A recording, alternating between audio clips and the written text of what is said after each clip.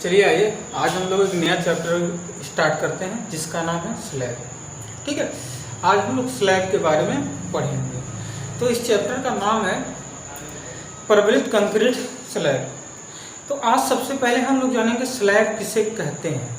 ठीक, स्लैब किसे कहा जाता है। तो चलिए आइए देखते हैं। तो फर्स्ट टॉपिक की हम बात कर रहे हैं स्लैब।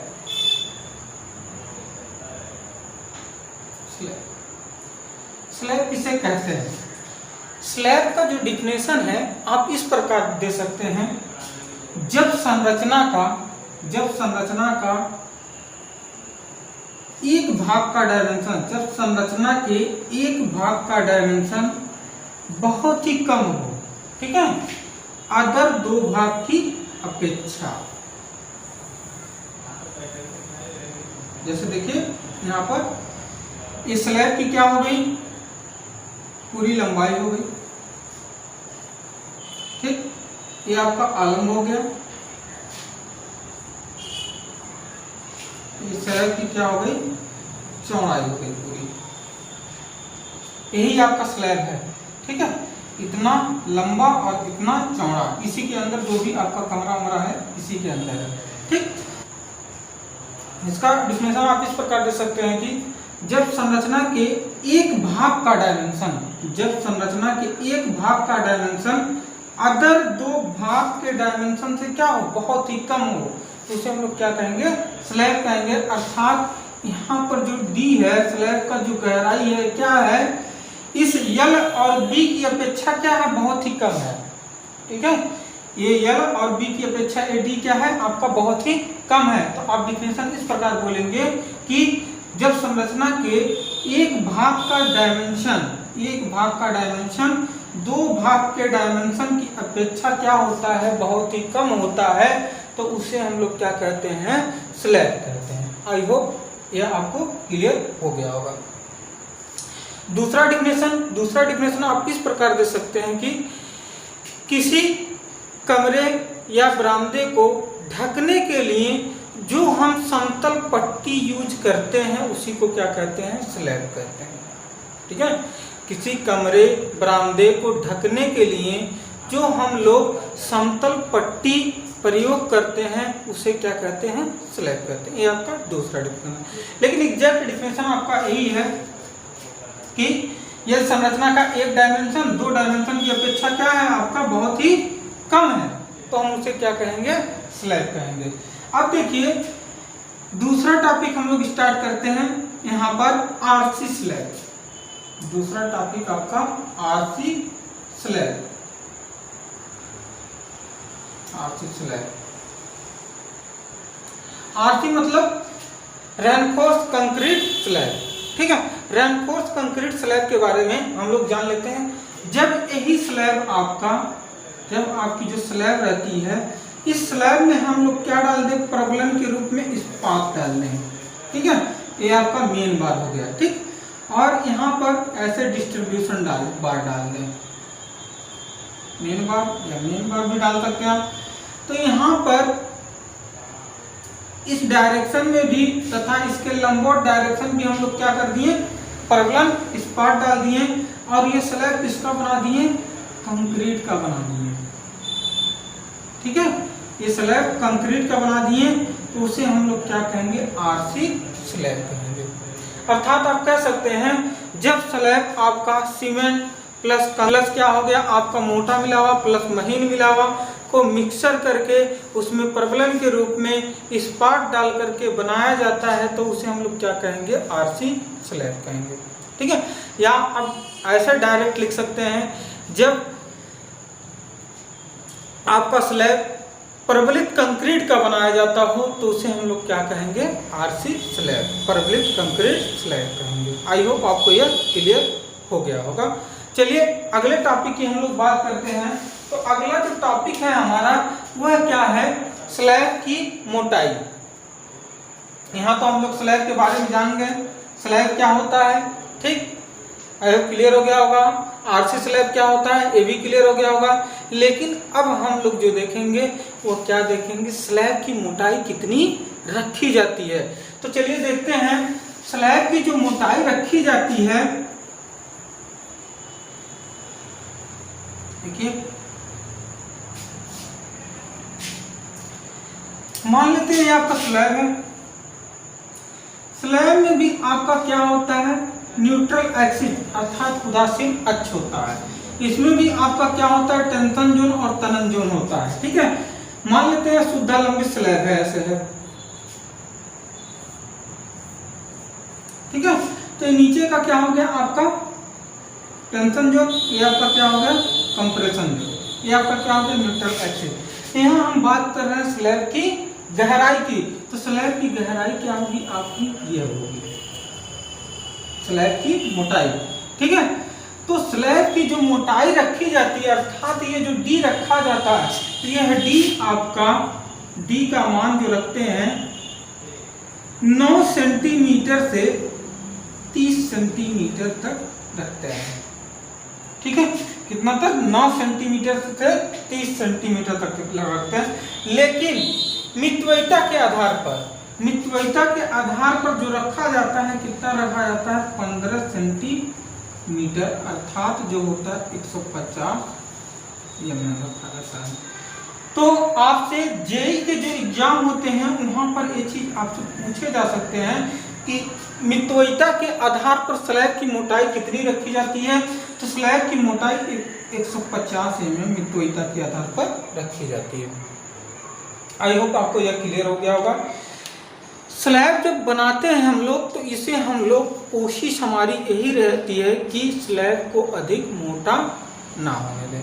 ठीक है, यदि हम लोग मोटा कर देते हैं तो क्या होता है, उसका जो सेल्फ स्वयं का भार जो आता है वो अभी क्या हो जाता है, अधिक हो जाता है। और स्वयं का भार अधिक होने के साथ साथ उसकी लागत भी क्या हो जाती है, आपकी बढ़ जाती है।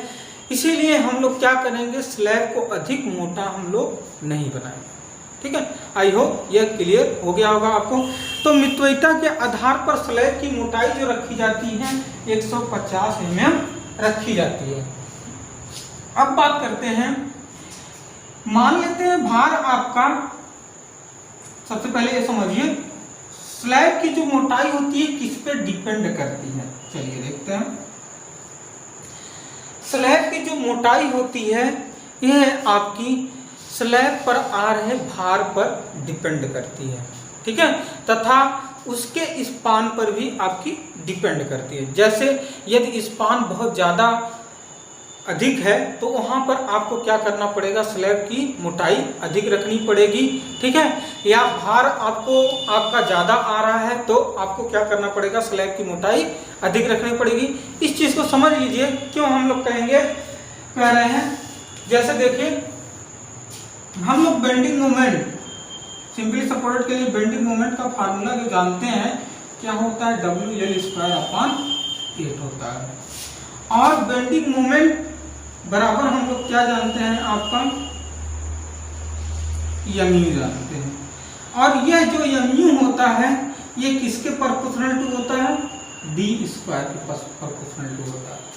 ठीक है, अब देखिए यहाँ पर जब W का मान बढ़ रहा है तो बेंडिंग मोमेंट का मान क्या होगा, आपका बढ़ेगा। अर्थात जब स्लैब पर आ रहे भार का मान बढ़ा दें तो यहाँ पर क्या होगा, W ले लेते हैं अभिकल्प भार, तो W का मान जब भार बढ़ेगा तो यहाँ बेंडिंग मोमेंट आपका भी क्या हो जाएगा, बढ़ जाएगा। जब बेंडिंग मोमेंट का मान बढ़ा तो प्रतिरोध आघूर्ण का मान भी क्या होगा, आपका बढ़ेगा। जब प्रतिरोध आघूर्ण का मान बढ़ा तो आपका D भी क्या होगा, बढ़ेगा।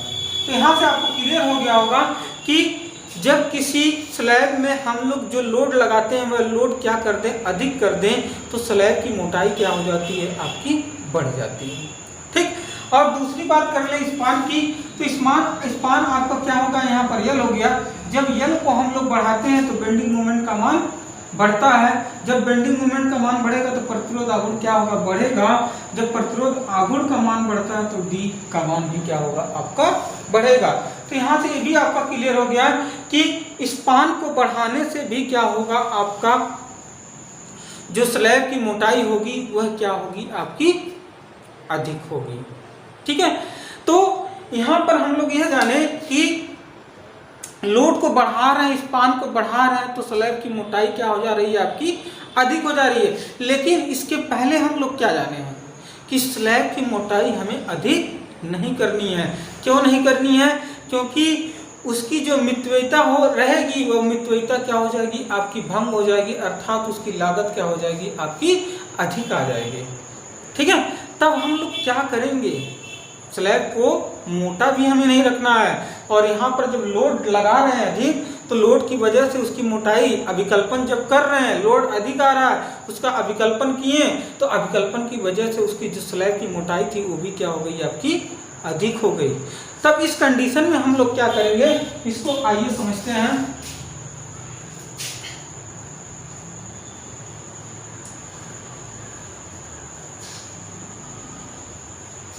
जैसे देखिए, जैसे ये आपका एक कमरा है, लंबा चौड़ा है, ये आपका वॉल है,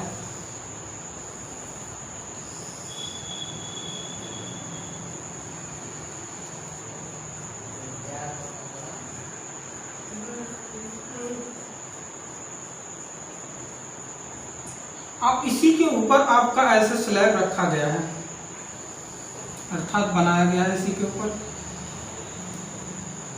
ये आपका स्लैब, बीच वाला पोर्शन जो है आपका क्या है? स्लैब है। ये स्लैब की लंबाई हो गई, ये स्लैब की क्या हो गई? चौड़ाई हो गई। पूरी चौड़ाई की हम बात कर रहे हैं। जब यहाँ से इसका सेक्शन काट कर देखें तो हमें जो दिखा, देखिए कैसा दिखेगा। मान लेते हैं सेक्शन काटे, सेक्शन काट करके जब देखें हम इसका, तो यहाँ पर कुछ ऐसे मिला हमें।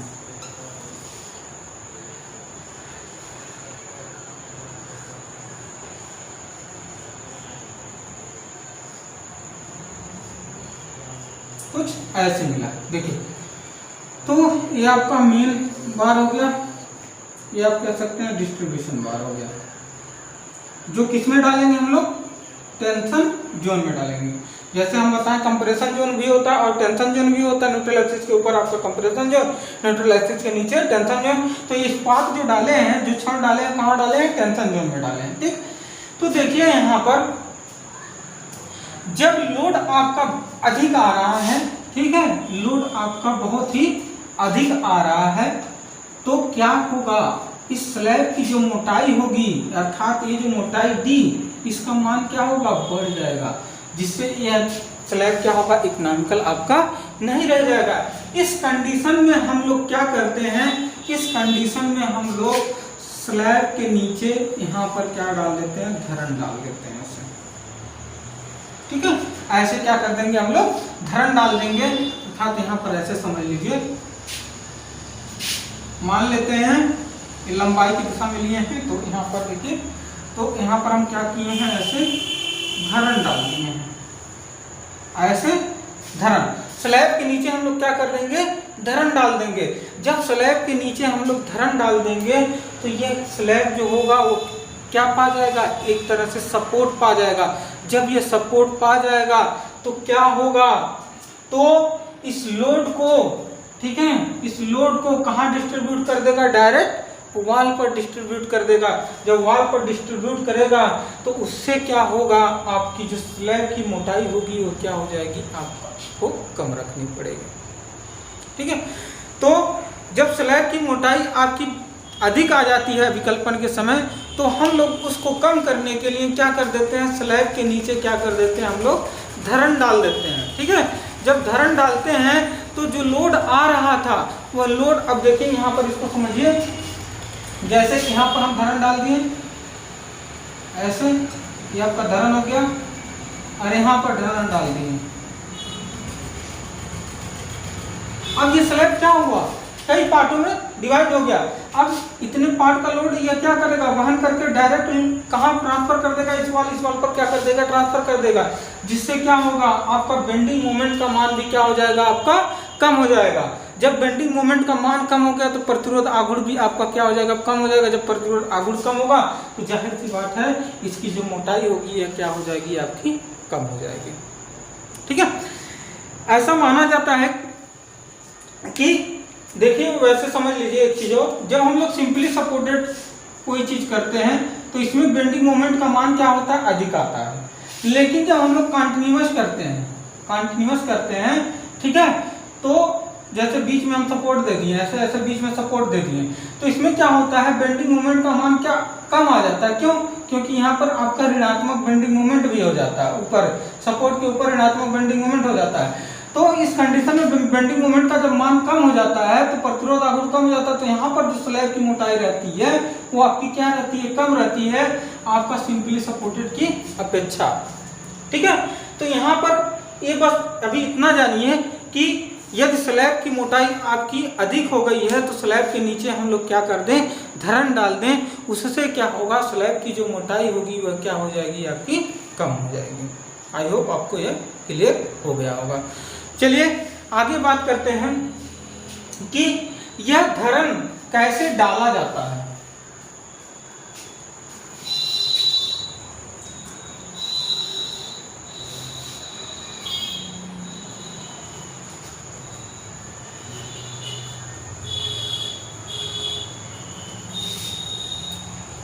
देखिए यहाँ पर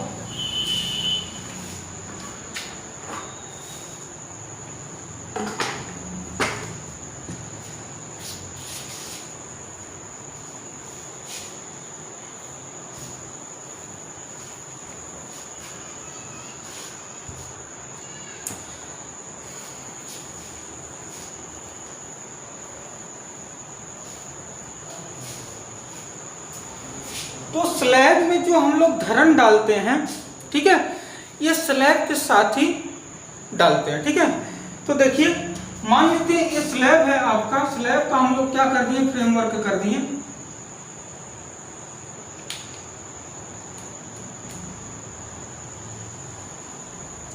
स्लैब का फ्रेमवर्क हो गया। तो इसी के साथ, इसी के फ्रेमवर्क के साथ हम लोग क्या कर देते हैं, इसके नीचे धरन का भी हम लोग क्या कर देते हैं, फ्रेमवर्क कर देते हैं। जैसे स्लैब के लिए हम लोग क्या कर दिए, फ्रेमवर्क तैयार किए। ठीक है, एक फ्रेमवर्क तैयार किए, तो इसी के साथ हम लोग क्या कर देते हैं, एक और फ्रेमवर्क तैयार कर देते हैं जो किसका काम करता है, आपका धरन का काम करता है। जैसे ये आपका पूरा स्लैब चल रहा है, ठीक है, तो एक यहाँ फ्रेमवर्क लगा दिए, ठीक, ये भी क्या हो गया, आपका धरन का काम कर दिया। ऐसे कुछ दूरी पर गए, यहाँ पर एक फ्रेमवर्क लगा दिए, इसी यहाँ पर क्या हो गया, आपका ये किस तरह काम करेगा, आपका धरन की तरह काम करेगा। ठीक है, तो इसी के ऊपर हम लोग क्या कर देते हैं, ढलाई कर देते हैं, और क्या करते हैं, इस्पात इसमें डाल देते हैं। तो देखिए जब ढलाई करते हैं तो कुछ इस प्रकार आ जाता है। ढलाई करने के बाद जो आपका मिलता है स्लैब धरन के साथ, वो कुछ इस प्रकार मिलता है।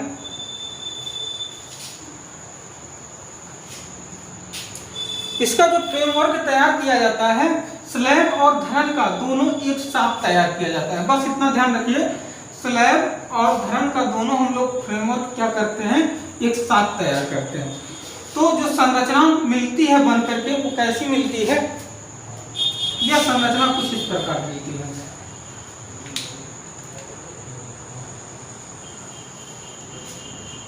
ठीक, ऐसे देखिए, ऐसे मिलता है, ये ऐसे हो जाता है, ये ऐसे हो जाता है, ये ऐसे हो जाता है, ये ऐसे हो जाता है, ये ऐसे थोड़ा दूर कर देते हैं, ऐसे हो जाता है। ऐसे ही हम लोग क्या कर देते हैं, स्लैब के साथ हम लोग धरन बना देते हैं। जब स्लैब के साथ ऐसे धरन बनाते हैं तो क्या हो जाता है, स्लैब की मोटाई आपकी कम हो जाती है।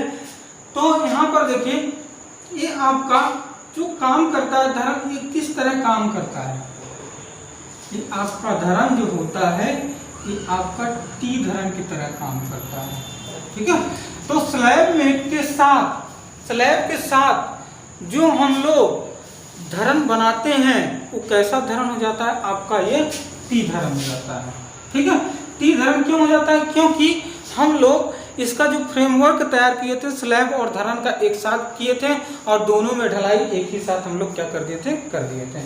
ठीक है, और यहाँ पर जो हम लोग डालेंगे, यहाँ पर ऐसे आपका बार हो जाएगा, ये आपका इसके लिए हो जाएगा, और यहाँ पर आपका ये आपका बार हो जाएगा। आई होप आपको यह क्लियर हो गया होगा। चलिए आगे हम लोग बात करते हैं कि स्लैब में भार कैसे आते हैं, स्लैब में जो होता है भार, किस प्रकार के भार आते हैं। तो अभी हम लोग जाने कि जब आपकी स्लैब की मोटाई अधिक हो जाती है तो उसके नीचे हम लोग क्या कर देते हैं, धरम कंस्ट्रक्शन कर देते हैं। उससे क्या होता है, स्लैब की मोटाई आपकी क्या हो जाती है, कम हो जाती है। ठीक है, अब बात करते हैं धरम में जो स्लैब में जो भार आता है वो किस प्रकार से आता है। तो देखिए स्लैब में जो भार आता है दो प्रकार से आता है। ठीक है, एक आपका होता है चल भार, दूसरा क्या होता है, अचल भार।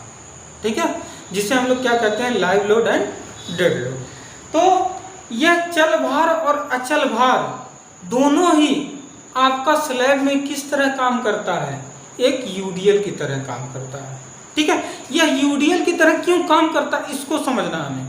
ठीक है, ऐसे सभी लोग जानते हैं जो भी स्लैब में भार आता है, चल भार आता है, अचल भार आएगा, लाइव लोड डेड लोड आएगा, ही दो ही भार आएगा आपका। ठीक है, यह भार आपका किस तरह काम करेगा, यूडीएल की तरह काम करेगा, लेकिन कैसे, यहाँ पर यह ध्यान दीजिए आप लोग। तो देखिए, तो आपका चल भार हो गया, एक आपका अचल भार।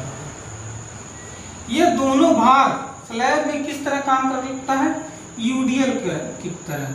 ठीक है, यूनिफॉर्म डिस्ट्रीब्यूशन लोड, जिसे हम लोग क्या कहते हैं, संवितरित भार। ठीक है, आखिर ये संवितरित भार की तरह क्यों काम करता है। एक चीज और समझ लीजिए, जो पॉइंट लोड होता है, मान लेते हैं सेकेंडरी भार भी होता है, इस सेकेंडरी भार को भी हम लोग किस तरह अज्यूम करते हैं, यूडीएल की तरह अज्यूम करते हैं, किसमें, स्लैब में। कैसे, ये चीज समझने के लिए देखिए आप लोग, जो स्लैब हम लोग बनाते हैं, ये स्लैब जो होता है आपका, ये स्लैब कुछ इस प्रकार होता है आपका। ठीक है, इसमें जो बार पड़ता है ये दोनों तरफ पड़ता है। ठीक है, एक आपको मान लेते हैं इधर की तरफ ऐसे क्षण को हम डाल रहे हैं, तो स्लैब में हम लोग इधर भी हम लोग क्या करते हैं, बार डालते हैं। ठीक है, तो इसे हम लोग क्या कह दिए, मेन बार, और इसे क्या कर दिए हम, डिस्ट्रीब्यूशन बार। ठीक है, मेन बार जो डाला जाता है यह शार्टर स्पान पे डाला जाता है, हमेशा ध्यान रख लीजिएगा। आपके जो जेईई के एग्जाम होते हैं वहां पर भी पूछे जाते हैं, मेन बार जो डाला जाएगा किस स्पान में डाला जाएगा, शार्टर स्पान में डाला जाएगा। अर्थात जो चौड़ाई आपकी कम होती है वही क्या होती है, उधर की तरफ हम लोग डाल देते हैं। जैसे ये आपका यहाँ पर है, ये आपका यहाँ पर है, ये चौड़ाई आपकी कम है। ठीक है, तो इसी पे हम लोग क्या करते थे, मेन बार ऐसे डालते हुए चले जाते हैं। तो शार्टर स्पान जो होता है उसी पे हम लोग क्या करते हैं, मेन बार को डालते हैं। तो चलिए देखते हैं। तो यहाँ पर जो बार डाला जाता है वो दोनों तरफ डाला जाता है। मान लेते हैं ये आपका मेन बार हो गया। ठीक है, ये आपका मेन बार हो गया, ये आपका ऊपर का डिस्ट्रीब्यूशन बार होगा।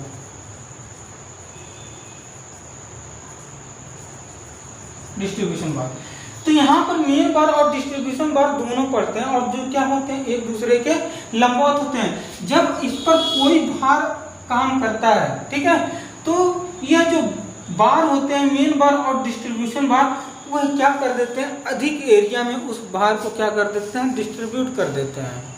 ठीक है, जब वह भार आपका अधिक एरिया पर डिस्ट्रीब्यूट हो जाता है तो क्या होता है, वह उस किस तरह काम करने लगता है, आपका यूडीएल की तरह काम करने लगता है। ठीक है, तो जो भी आपका चल भार अचल भार आएगा, इस पे किस तरह काम करेगा, यूडीएल की तरह काम करेगा। क्यों, क्योंकि इसमें क्या पड़ा है, आपका मेन बार पड़ा है, डिस्ट्रीब्यूशन बार पड़ा है। इसकी वजह से यह भार को क्या कर देते हैं, अधिक क्षेत्र में क्या कर देते हैं, फैला देते हैं। ठीक है, तो वह किस तरह काम करने लगता है, आपका यूडीएल की तरह काम करता है। पॉइंट लोड का भी कंसेप्ट लेते हैं।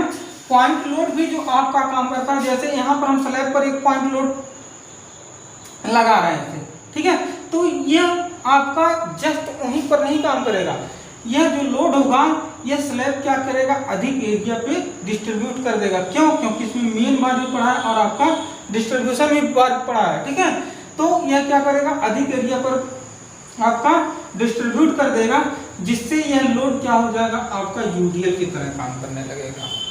आई होप आपको यह क्लियर हो गया होगा। तो यहां से यही कंक्लूजन निकला कि जो आपका स्लैब में चाहे चल भार हो चाहे अचल भार हो, वह दोनों भार किस तरह काम करते हैं, यूडीएल की तरह काम करते हैं। आई होप आपको यह क्लियर हो गया होगा। चलिए आगे चलते हैं। अगला टॉपिक है हमारा धरन तथा स्लैब में अंतर।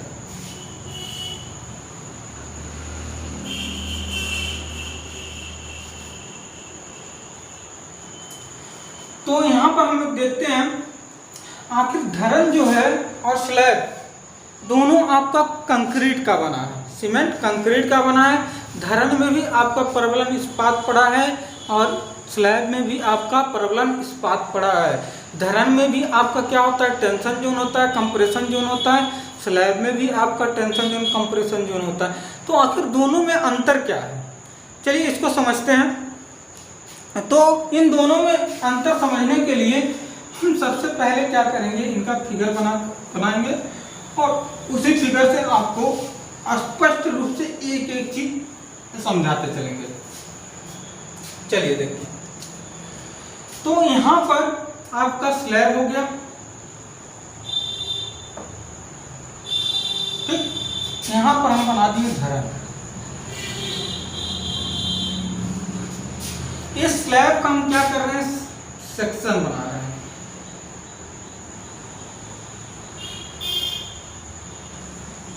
इसे थोड़ा ध्यान से देखिएगा आप लोग। एक बार फिगर से आप लोग समझ जाएंगे तो कभी भूलेंगे नहीं, ये पक्का है। वैसे रटते रह जाएंगे, याद नहीं होगा, बस फिगर से आप लोग समझते हुए चलिएगा, सब कुछ स्पष्ट रूप से समझ में आएगा। ये आपका क्या है, स्लैब है, ठीक। इस स्लैब का क्या है, प्लान है।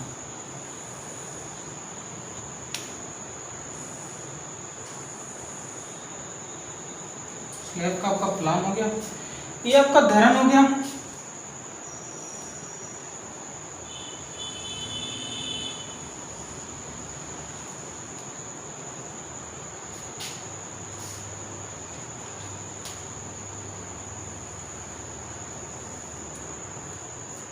ठीक, ये धरन का लॉन्गिट्यूडनल सेक्शन हो गया।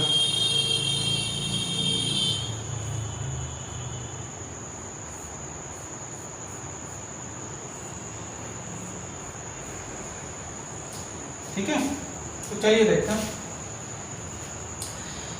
तो सबसे पहला जो अंतर है, ठीक है, पहले कुछ चीज और इसमें शो कर लीजिए। ये आपका क्या है, धरन की स्लैब की गहराई है। ये आपका क्या है, स्लैब की पूरी लंबाई। ये आपकी स्लैब की क्या होगी, पूरी चौड़ाई, ठीक है। और यहां पर क्या है, ये धरन की क्या है, चौड़ाई, ठीक। और ये पूरा हो गया आपका धरन का गहराई। ये पूरी धरन की क्या हो गई, लंबाई हो गई, ठीक। आई होप यहां तक आपको क्लियर हो गया होगा। तो पहला जो डिफरेंट है यही है कि धरन की जो गहराई रहती है, देखिए गहराई यह क्या रहती है, स्लैब की अपेक्षा अधिक रहती है। अर्थात आप यहाँ कह सकते हैं कि धरन की गहराई आपकी अधिक होती है और स्लैब की गहराई क्या होती है, अपेक्षाकृत कम होती है, ठीक है। जब धरन का विकल्पन हम लोग कर रहते हैं तो वहां पर कितना आ रहा था, 300, 400, 600 ऐसे आता है। और यहाँ पर हम बताएं क्या आता है, 150 mm लिया जाता है, ठीक है। तो यहाँ पर आप एक डिफरेंट यही दे सकते हैं, धरन की जो गहराई होती है अर्थात डी वो अधिक होती है, स्लैब की गहराई क्या होती है, आपकी कम होती है। वैसे आप लोग जब देख सकते हैं, आपके घरों में ही बना होगा, जो आपके घर में बीम बना होगा उसकी देखिएगा डेप्थ बहुत अधिक है, लेकिन आपका जो छत है, जो स्लैब है, उसकी जो डेप्थ होती है, उसकी जो मोटाई होती है, बहुत ही अपेक्षाकृत क्या रखी जाती है, कम रखी जाती है। तो अर्थात यहाँ पर कह सकते हैं कि धरन का जो गहराई है अधिक होता है और स्लैब की गहराई क्या होती है, आपकी कम होती है। दूसरी चीज, धरन की जो चौड़ाई होती है ये क्या होती है, आपकी सीमित रहती है, ठीक है। जैसे 300 है तो 300 के लिए विकल्पन हम लोग करेंगे, 400 है तो 400 के लिए विकल्पन इसका करेंगे, जितना है उतना है ही, ठीक है।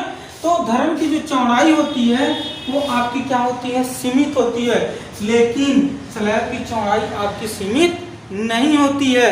इसमें क्या किया जाता है, अभिकल्पन करने के लिए इसकी पूरी चौड़ाई को कई पट्टियों में, छोटे छोटे पट्टियों में क्या करना पड़ता है, डिवाइड करना पड़ता है। हमें यह अज्यूम करना पड़ता है कि यह जो छत है कई क्षैतिज पट्टियों से मिलकर बना है, लेकिन वास्तव में ऐसा नहीं होता है।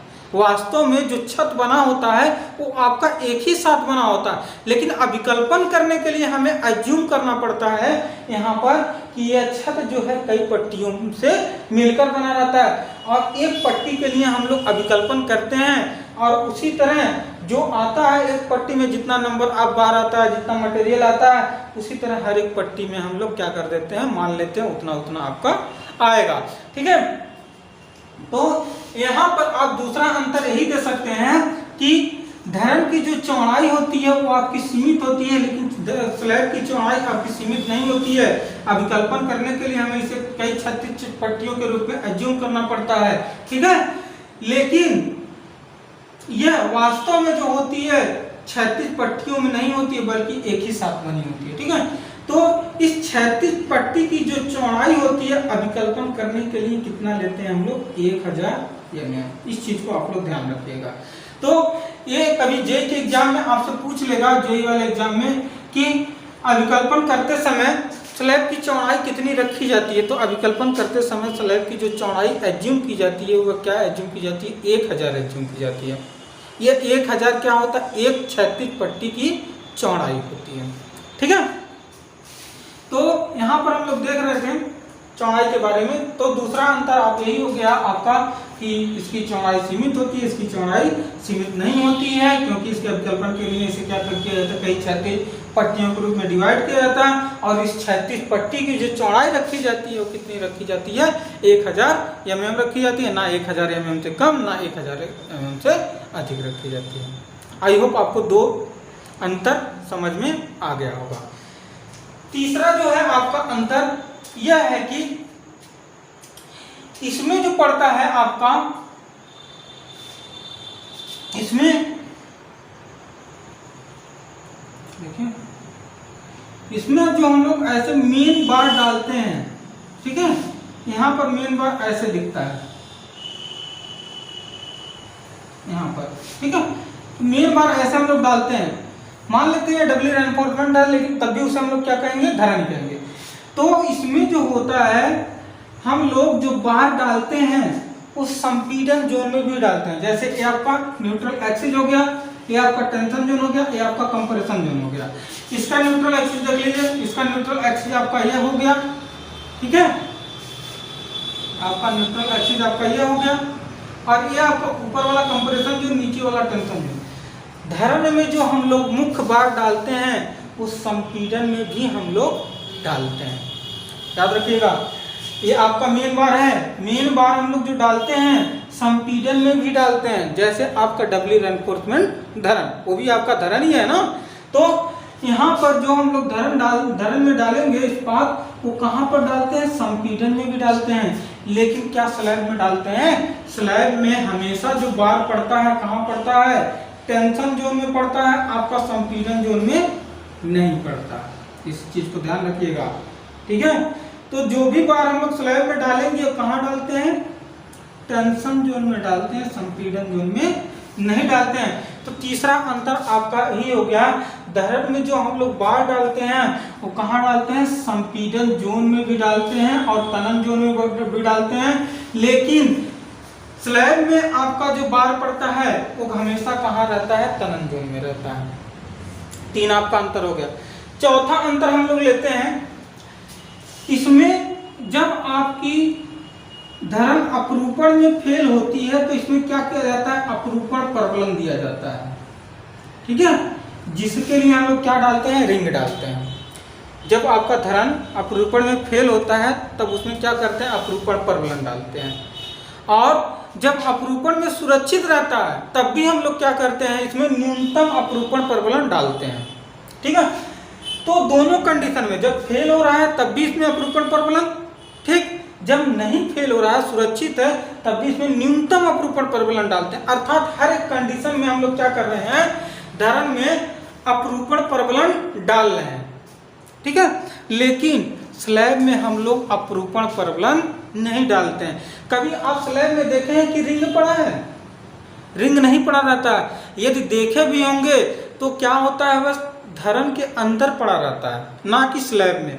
जैसे हम यहाँ पर बताए थे आपको, ये आपका स्लैब था, यहाँ पर आपका टी था, तो यदि रिंग देखे होंगे तो इसके अंदर रिंग पड़ता है, ना कि इसमें।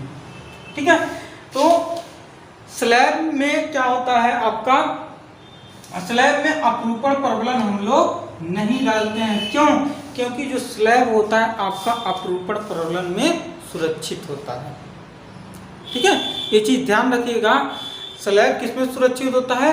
अपरूपण प्रबलन में सुरक्षित होता है। ठीक है, यदि थोड़ी बहुत अपरूपण प्रबलन से कोई दिक्कत आ रही है तो वह किससे दूर करते हैं, थोड़ी सी हम लोग क्या कर देते हैं, स्लैब की मोटाई को हम लोग इंक्रीज कर देते हैं, बढ़ा देते हैं, ना कि उसमें हम लोग क्या कर देते हैं, अपरूपण प्रबलन डालते हैं। ठीक, तो चौथा अंतर आपका यह हो गया, धरन में हम लोग क्या यूज करते हैं, अपरूपण प्रबलन का यूज करते हैं, प्रयोग करते हैं, लेकिन स्लैब में हम लोग अपरूपण प्रबलन का प्रयोग नहीं करते हैं। स्लैब जो होता है अपरूपण प्रबलन में क्या होता है आपका, सुरक्षित होता है। आई होप यहाँ तक आपको क्लियर हो गया होगा। अब पांचवें अंतर की बात करते हैं। देखिए, पांचवा अंतर आपका यही है, धरन में जो आपका मेन बार होता है, यही आपका मेन बार है।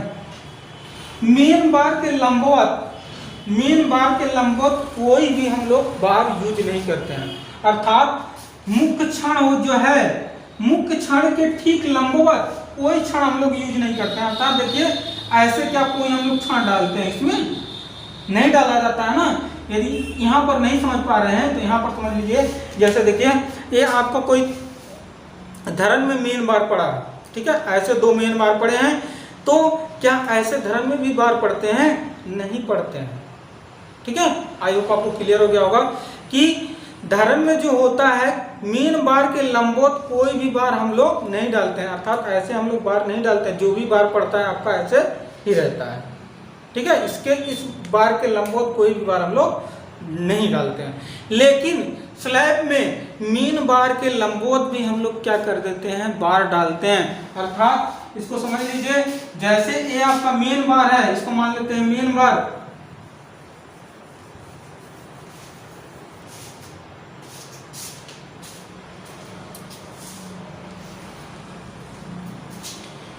ये मान लिया आपका मेन बार है ऐसे, ये मान लिया मेन बार है ऐसे, तो इसके ठीक लंबवत भी हम लोग ऐसे ऐसे क्या कर देते हैं, बार डालते हैं। ठीक है, जिसे हम लोग क्या कहते हैं, डिस्ट्रीब्यूशन बार। तो पांचवा अंतर आपका यही हो गया कि धरन में मुख्य बार के लंबवत कोई भी बार नहीं डाली जाती है, लेकिन स्लैब में मुख्य बार के लंबवत भी बार डाली जाती है, जिसे हम लोग क्या कहते हैं, डिस्ट्रीब्यूशन बार कहते हैं। ठीक है, तो इसमें आपका दोनों तरफ ऐसे बार रहता है, लेकिन इसमें आपका ऐसे रहता है। आई होप आपको यह क्लियर हो गया होगा। एक बार हम लोग रिपीट कर लेते हैं। इसकी क्या होती है, डेप्थ अधिक होती है, इसकी डेप्थ कम होती है, इसकी चौड़ाई सीमित होती है, इसकी चौड़ाई सीमित नहीं होती है। कितना अज्यूम किया जाता है, 1000 अज्यूम किया जाता है। इसमें संपीड़न में भी क्षण लगे रहते हैं, इसमें संपीड़न में कोई क्षण नहीं लगे रहते हैं। इसमें अपरूपण प्रबलन दिया जाता है, इसमें अपरूपण प्रबलन नहीं दिया जाता है। इसमें क्या होता है, मुख्य बार के लंबवत बार नहीं लगे रहते हैं, लेकिन इसमें मुख्य बार के लंबवत आपका ए बार लगा रहता है। आई होप आपको यह क्लियर हो गया होगा। चलिए आगे हम लोग बात करते हैं स्लैब के आलंबों का प्रकार।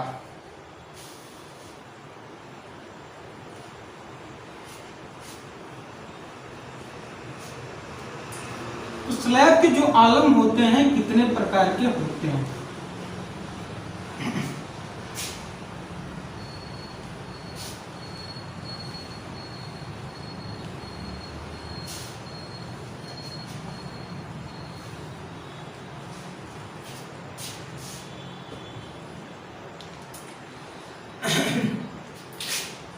आपका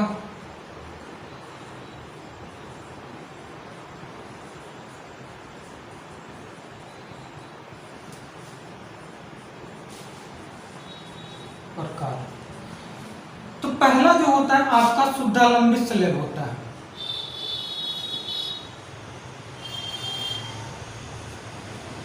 शुद्धालंबित स्लैब होता है। एक एक चीज हम लोग समझते जाते हैं। तो शुद्धालंबित स्लैब हम लोग किसे कहते हैं, इसको यह चीज समझ लीजिए। जब स्लैब का सिरा, ठीक है, जब स्लैब का सिरा मुक्त रूप से दीवार पर रखा हो, अर्थात इसका जो सिरा है क्या हो, पूर्णतः स्वतंत्र हो, ठीक है। जब इसका सिरा पूर्णतः स्वतंत्र हो तो इसे हम लोग क्या कहेंगे, शुद्धालंबित स्लैब कहेंगे। इसको यह चीज समझ लीजिए। जैसे आपका ये आलम्ब है, ये आपका आलम्ब है, यहाँ देखिए ये आपका आलम्ब है अर्थात सपोर्ट, ये आपका सपोर्ट है। अब इस सपोर्ट पर यदि स्लैब मुक्त रूप से ऐसे रखा गया है, ऐसे ही रखा गया है, ठीक है, तो ऐसे स्लैब को हम लोग क्या कहेंगे, शुद्धालंबित स्लैब कहेंगे, ठीक है। आप डिफिनेशन में ऐसे लिखिएगा, जब स्लैब का सिरा, ठीक है,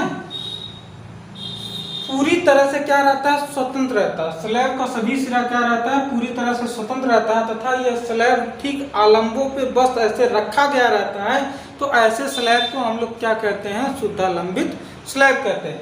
इस स्लैब में जब आपका भार आता है, कोई भी भार आपका आता है, तो यह स्लैब क्या हो जाता है, इसका जो स्वतंत्र सिरा रहता है ऊपर उठने के लिए आपका क्या रहता है, मुक्त रहता है, ठीक है। अर्थात इसका चारों किनारा क्या होता है, ऑटोमेटिक उठने के लिए स्वतंत्र रहता है, ठीक है।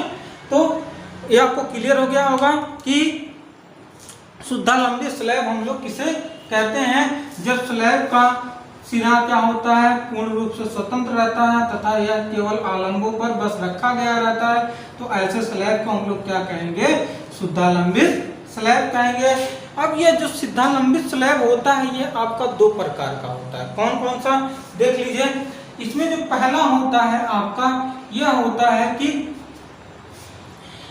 आपका जिसका किनारा क्या हो, दबाया गया हो, और दूसरा क्या होता है जिसका किनारा ना दबाएगा, अर्थात आप कह सकते हैं कि जिसका कोना आपका दबा हो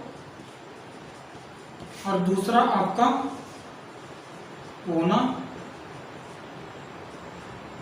ना दबा हो, ठीक है। तो इसे दो प्रकार से डिवाइड किया गया है।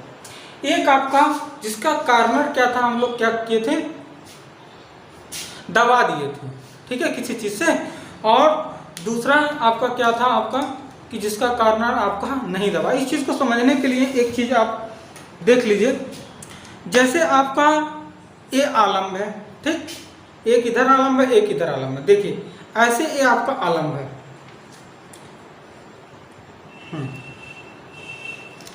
ऐसे दो तरफ आलम्ब है, ठीक है।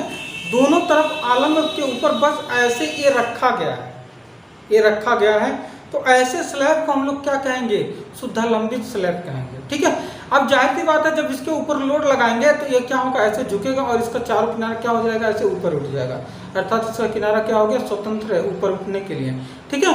अब इसको दो प्रकार से डिवाइड किया गया, जिसका किनारा क्या हो, दबा हो, अर्थात यहाँ पर समझ लीजिए यह किनारा मतलब जिसका कोना दबा हो, अर्थात सॉरी यह कोना, यह कोना, यह कोना, यह कोना, चारों कोना क्या किया गया है, दबा दिया गया है। और दूसरा क्या है जिसका कोना ना दबा हो, अर्थात ये भी कोना, ये भी कोना, ये भी कोना नहीं दबा है। आपको क्लियर हो गया होगा यहाँ से।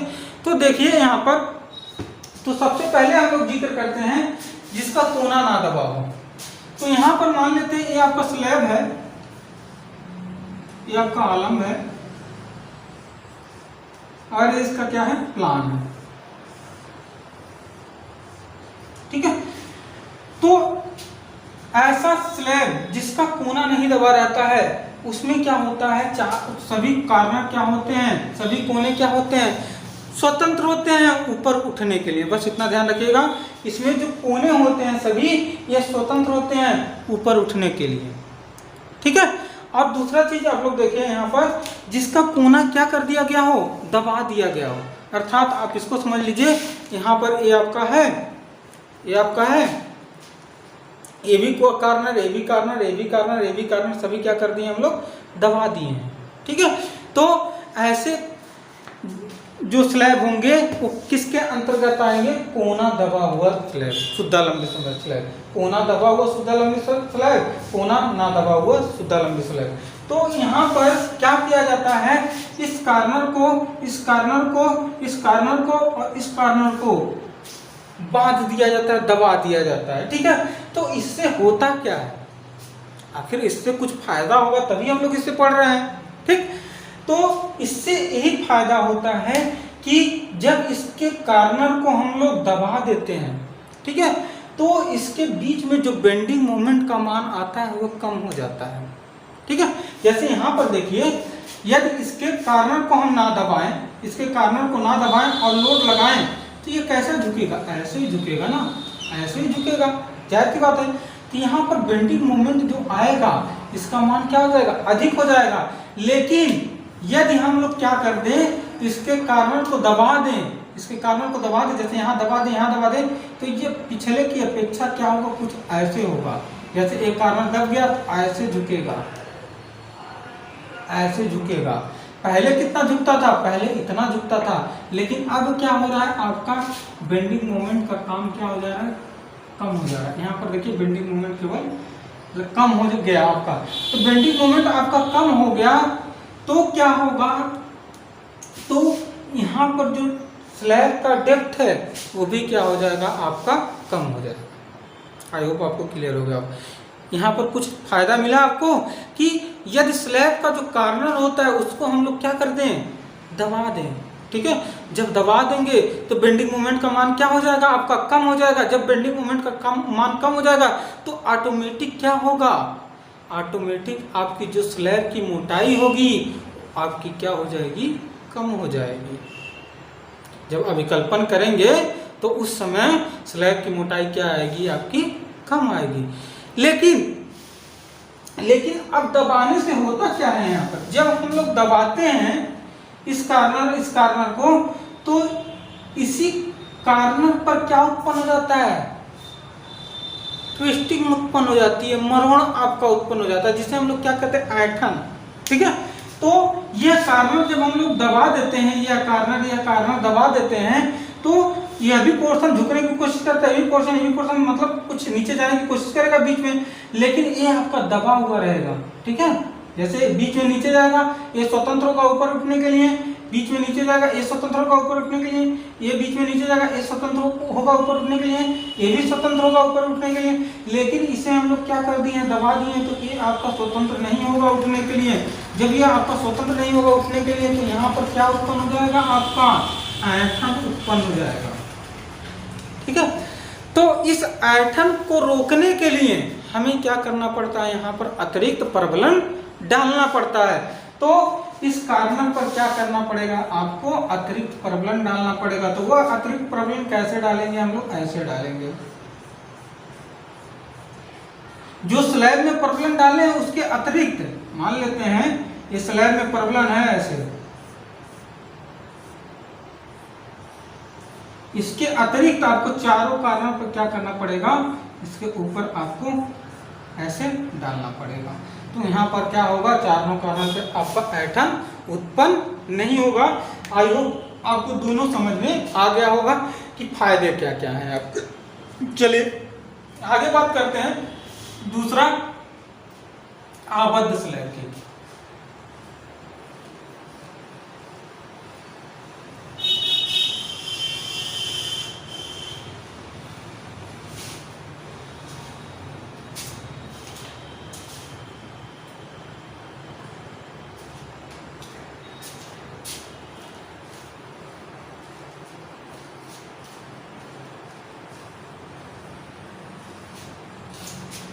दूसरा देखते हैं आबद्ध स्लैब। आबद्ध स्लैब क्या होता है? दूसरा देखते हैं। दूसरा आपका क्या हो गया? आबद्ध स्लैब। इसका डिफिनेशन आप इस प्रकार दे सकते हैं, जब स्लैब का सिरा पूर्णतः स्वतंत्र नहीं रहता, अर्थात क्या रहता है? आबद्ध रहता है, बंधा रहता है, तो ऐसे स्लैब को हम लोग क्या कहते हैं? आबद्ध स्लैब। फिगर देखेंगे तो आप लोगों को क्लियर हो जाएगा। फिगर में देखिए यहाँ पर, जैसे ये आपका सपोर्ट है, ठीक है। अब इसी क्या कर दिया गया, स्लैब रख दिया गया। तो ऐसे स्लैब को हम लोग क्या कहेंगे, शुद्धालंबी स्लैब। लेकिन अब इसके सिरे को क्या कर दे रहे हैं हम, आबद्ध कर दे रहे हैं, अर्थात बांध दे रहे हैं, ठीक है। ऐसे स्लैब को हम लोग क्या कहते हैं, आबद्ध स्लैब, ठीक है। ऐसे स्लैब को हम लोग क्या कहेंगे, आबद्ध स्लैब कहेंगे, ठीक है। जब इसका सिरा आबद्ध रहता है अर्थात पूरी तरह से स्वतंत्र नहीं रहता है, तो ऐसे स्लैब को हम लोग क्या कहते हैं, आबद्ध स्लैब कहते हैं। आई होप आपको यह क्लियर हो गया होगा। अब देखते हैं आबद्ध स्लैब के क्या क्या फायदे हैं, ठीक है।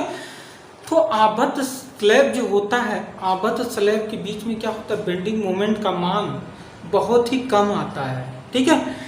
बेंडिंग मोमेंट का मान बहुत ही कम आता है। जब बेंडिंग मोमेंट का मान कम हो जाता है तो यहाँ पर अभिकल्पन जब करते हैं तो इस स्लैब की जो मोटाई होती है ये क्या होती है, आपकी कम हो जाती है, ठीक है।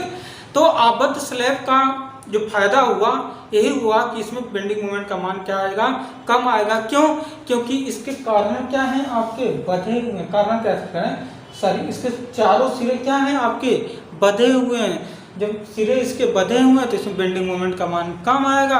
जब बेंडिंग मोमेंट का मान कम आएगा तो क्या होगा, इसका डेप्थ क्या होगा, कम होगा। लेकिन इसका जो होता है, इसके सिरों पर बेंडिंग मोमेंट का मान जो होता है ऋणात्मक आने लगता है, ठीक है। जैसे इसको समझ लीजिए, आबद्ध स्लैब जो होता है, आबद्ध स्लैब में बेंडिंग मोमेंट धनात्मक और ऋणात्मक दोनों आपका काम करता है, कुछ इस प्रकार का। यही आबद्ध स्लैब का बेंडिंग मोमेंट डायग्राम है। ये पॉजिटिव हो गया, ये आपका निगेटिव हो गया, ये आपका निगेटिव। ये पॉजिटिव वाला इस निगेटिव के आने की वजह से, जब ये बात दिए तभी यहाँ निगेटिव है, ये बात दिए तभी यहाँ पर निगेटिव है, तो इस निगेटिव आने की वजह से पॉजिटिव वाला पोर्शन क्या हो गया, आपका कम हो गया, जिससे क्या हो गया, स्लैब की मोटाई आपकी कम हो गई। लेकिन यहाँ पर आपका ऋणात्मक भी बेंडिंग मोमेंट आ गया, ठीक है। जब ऋणात्मक बेंडिंग मोमेंट आ जाता है तो यहाँ पर आपका प्रॉब्लम आपको यहाँ पर देना पड़ता है। तो इसके सिरों पर अतिरिक्त प्रबलन की आवश्यकता होती है। क्यों, क्योंकि इसके सिरों पर क्या होता है, ऋणात्मक बेंडिंग मोमेंट आ जाता है। जब ऋणात्मक बेंडिंग मोमेंट आ जाएगा तो क्या करते हैं, इसके सिरों पर भी हम लोग क्या कर देते हैं, प्रबलन डालते हैं, ठीक है। वह प्रबलन कहाँ डालेंगे, टेंशन जोन में ही डालेंगे। जैसे आपका ए जब झुकता है कुछ इस प्रकार, ऐसे झुकता है,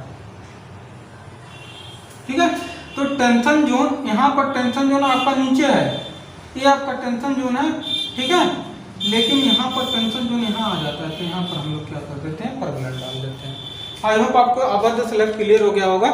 चलिए आगे बात करते हैं सतत स्लैब की। सतत स्लैब किसे कहते हैं,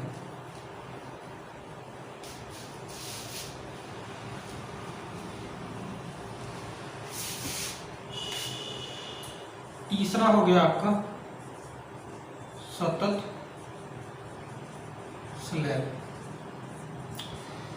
तो सतत स्लैब, जब स्लैब आपका कई आलंबों पर टिका हो, ठीक है, कई आलंबों पर टिका हो, तो ऐसे स्लैब को हम लोग सतत स्लैब कहते हैं। देखिए एक आलंब आपका यहाँ पर है, आलंब यहाँ पर है, ऐसे एक आलंब आपका यहाँ पर है, एक आलंब आपका यहाँ पर है, एक आलंब आपका यहाँ पर, ठीक है। तो ऐसे स्लैब को हम लोग क्या कहेंगे, सतत स्लैब कहेंगे। इसमें भी जो स्लैब की मोटाई होती है ये आपकी कम होती है, लेकिन बीच में जो आलंब होते हैं यहाँ पर जो बेंडिंग मोमेंट आता है वो आपका ऋणात्मक आने लगता है। वो कैसे, देख लीजिए, ऐसे आने लगता है भैया, ऐसे कुछ आने लगता है, ठीक है। तो बीच में बेंडिंग मोमेंट आपका धनात्मक हो गया, धनात्मक हो गया, ऋणात्मक हो गया, ऋणात्मक हो गया। तो बीच में बेंडिंग आलंबों के ऊपर जो होगा, आलंबों के ऊपर, ठीक है, ये आपका बेंडिंग मोमेंट ऋणात्मक आने लगता है, जिससे क्या होता है, यहाँ पर अतिरिक्त प्रबलन की आवश्यकता होती है। आलंबों के ऊपर अतिरिक्त प्रबलन की आवश्यकता होती है। आई होप आपको यह क्लियर हो गया होगा सतत प्रबलन, सतत स्लैब क्या है, ठीक है। चलिए आगे देखते हैं। अगला जो है आपका चौथा कैंटिलीवर स्लैब, जिसे हम लोग क्या कहते हैं, ट्रास स्लैब। आपका चौथा हो गया, चौथा क्रॉस स्लैब। जब स्लैब का एक सिरा आबद्ध तथा दूसरा सिरा आपका स्वतंत्र होता है तब इसे हम लोग क्या कहते हैं, क्रॉस स्लैब कहते हैं। जैसे आप यहाँ पर ये आपका आलम है, इस आलम में क्या कर दिए, एक सिरे को हम लोग आबद्ध कर दिए तथा दूसरे सिरे को हम लोग क्या कर दिए, फ्री कर दिए। ये आपका फ्री वाला हो गया, ये आपका क्या हो गया, फिक्स वाला हो गया। ठीक है, जब एक सिरा आपका आबद्ध और दूसरा सिरा क्या है, आपका फ्री है, तो ऐसे स्लैब को हम लोग क्या कहते हैं, क्रॉस स्लैब कहते हैं। ठीक है, इसमें मेन बात यही है कि इसमें जो बेंडिंग मोमेंट आता है, ठीक है, इसमें जो बेंडिंग मोमेंट आता है ये कैसा आता है, आपका ऋणात्मक आता है। यह बेंडिंग मोमेंट इसमें जो आएगा आपका ऋणात्मक आएगा। ऋणात्मक आने की वजह से जो टेंशन जोन होता है कहाँ चला जाता है, आपका ऊपर चला जाता है। जैसे न्यूट्रल एक्सिस है, न्यूट्रल एक्सिस आपका टेंशन हो जाएगा, एक कंप्रेशन हो जाएगा। ठीक है, तो सभी हम लोग स्लाइड में देखे क्या, बीच में जो आपका था वो टेंशन जोन कहाँ था, नीचे था। ठीक है, लेकिन इसमें टेंशन जोन कहाँ चला गया, ऊपर चला गया। ठीक है, तो टेंशन जो जब ऊपर चला जाता है तो इसमें जो हम लोग प्रबलन डालते हैं वो कहाँ डालते हैं, ऊपर की तरफ डालते हैं। जो मुख्य बार डालते हैं, मेन बार और डिस्ट्रीब्यूशन बार, वो कहाँ डालते हैं, ऊपर की तरफ डालते हैं। ठीक है, आई होप आपको यह क्लियर हो गया होगा। ऐसा स्लैब आप लोग कहाँ देखे होंगे, ऐसा स्लैब आप बरामदे, ठीक है, बरामदे के आगे जो रहता है, ठीक है, उसी पर आप ऐसा स्लैब देखे होंगे। ठीक है, कैंटिलीवर स्लैब। आबद्ध स्लैब, आबद्ध स्लैब कहाँ देखे होंगे भाई, आबद्ध स्लैब आप जैसे आपका बहुमंजिली इमारतें होती हैं, ठीक है, बहुमंजिली इमारतें, जैसे ये आपका कई इमारत है, जैसे ये आपका बहुमंजिली इमारत है, तो बीच का जो स्लैब होता है, ये सारा स्लैब, ऐसा स्लैब कौन सा स्लैब होता है, आबद्ध स्लैब होता है। ठीक है, और एक एग्जांपल हम और देख लेते हैं कि आपका शुद्धालंबित स्लैब कहाँ होता है। शुद्धालंबित स्लैब जैसे आपका एक मंजिला भवन हो, आपका एक मंजिला भवन है, तो एक मंजिला भवन का ऊपरी जो छत होता है ये आपका कैसा स्लैब होता है, शुद्धालंबित स्लैब होता है। जो बहुमंजिली भवन होती हैं, बहुमंजिली भवन का जो ऊपरी छत होता है एक ऐसा छत होता है आपका शुद्धालंबित छत होता है। आई होप आपको क्लियर हो गया होगा शुद्धालंबित स्लैब के बारे में, सतत स्लैब के बारे में, आबद्ध स्लैब के बारे में और क्रॉस स्लैब के बारे में। आज के लिए बस इतना ही। इसके आगे वाला जो वीडियो आएगा आपका क्या आएगा, क्लासिफिकेशन ऑफ स्लैब। ठीक है, तो उसकी चर्चा हम लोग अगले वीडियो में करेंगे। आज के लिए बस इतना ही, और प्लीज़ आप लोग इस वीडियो को अधिक से अधिक शेयर कीजिए, अधिक से अधिक लाइक कीजिए, अधिक से अधिक सब्सक्राइब कीजिए। Thank you.